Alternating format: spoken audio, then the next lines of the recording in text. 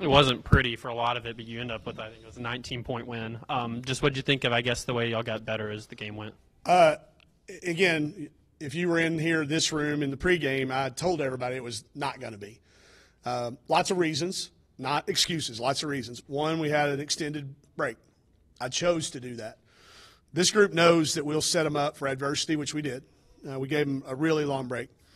I didn't send them home with this, do this on Monday, Tuesday, Wednesday, Thursday, no regimented what to do. Brought them back, played a team that's in the top 200 in the net. I think they're 179 today, 176, wherever. I mean, again, a team that, played TCU close, had Texas Tech into the third quarter deep. Jeff does an amazing job. It's a slow-paced game. We knew when we scheduled this game, this would be a great game to come back from, challenge our kids, and see how we responded. We knew it would be a little bit. So that's why I was a little patient. But then I grew impatient because I thought our effort started – we let the fatigue become more tired than we really should have been. So we didn't pass that test like I would have liked to, but they did respond when challenged. We made – couple of little adjustments at halftime with Merriam rolling to the basket instead of picking and pop. She had an unbelievable third quarter. I thought our defensive intensity in that third quarter, especially in the fourth quarter when Coach went in there and challenged them in the fourth, our intensity in the third was not good. He challenged them as hard as he does, and they responded with a good fourth quarter. So thought we took good shots. If you look at that fourth quarter, that's what I'm going to go home and talk about. The rest of that, challenged them, and we didn't respond as well as I would have liked to have, but they did at the end respond like I wanted them to. Yeah, y'all have now strung together quite a few really good defensive performances. I know I heard Shauna Green say to media the other day how y'all took away the three-point line from them well. Just what do you think, especially of y'all's three-point defense? I think with time and enough film, Coach Schaefer and his defensive staff is going to put together a good scheme. I'd give about half of our practice time to defense.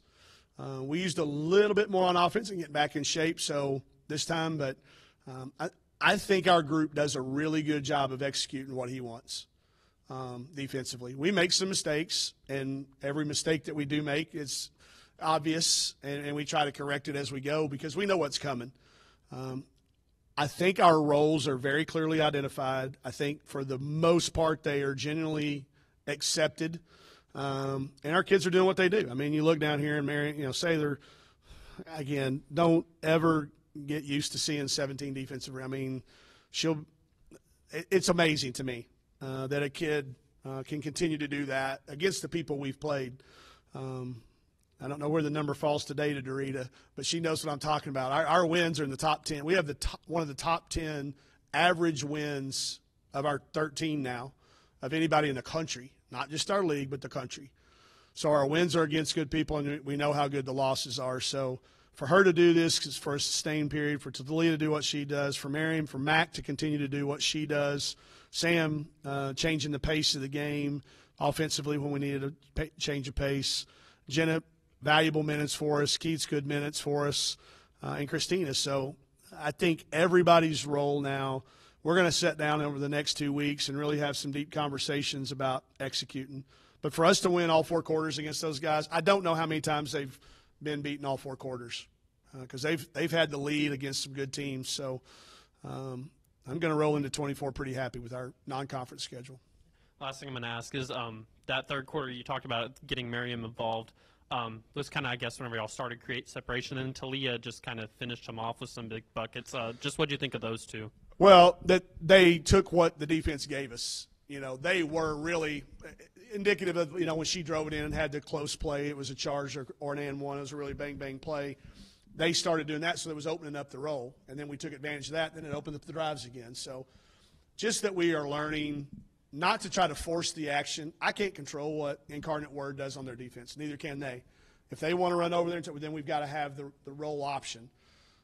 If they're going to take away the roll, then Talia's going to shoot mid-range jumpers and step-back threes. And, I think as long as we can continue to take what defenses choose to allow, I still think we shoot it better than what our numbers say in practice. I think we're going to have some moments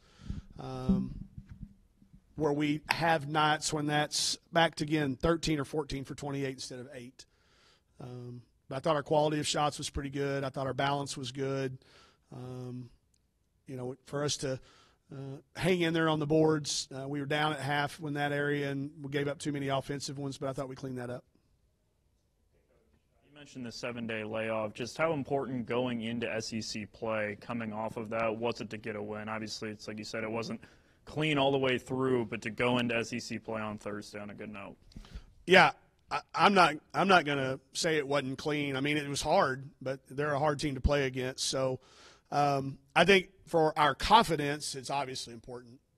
It's hard to lose games, period, no matter when they are. But I think it'll help our confidence. I think it puts a nice little bow on this preseason as a whole. I think we have enough veterans in the locker room that are talking to our young kids. It does change at Kentucky on the 4th.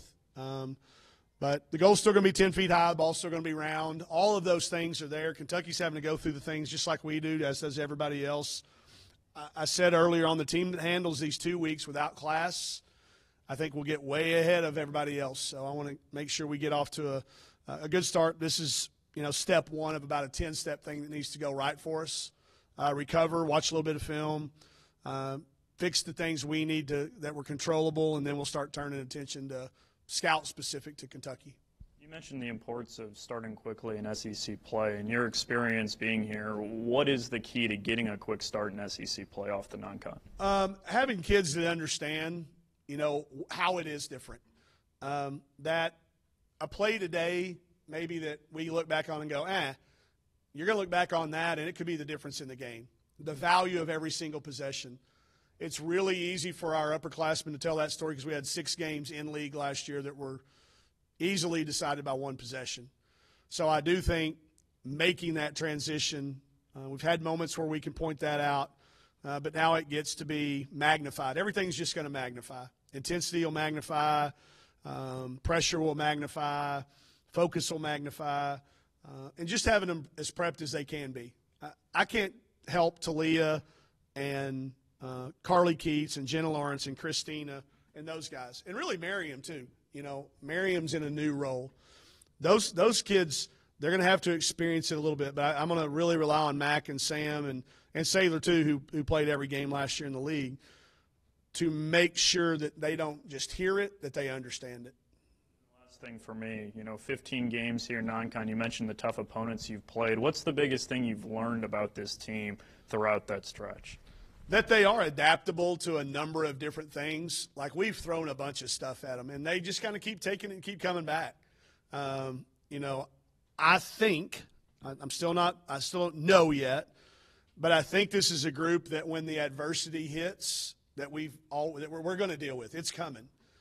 I think this is a group that will draw closer together than pull apart. I think I've learned that. I'm not positive, but I'm getting more and more certain of it because of little things that we see, we hear, that happen in practice, that happen on the bus, that happen in the locker room. I'm more convinced that at times last year where we got off our path a little bit, I think we will recognize it earlier, and I think we will course correct faster when those adverse things do happen. All right. Happy New Year.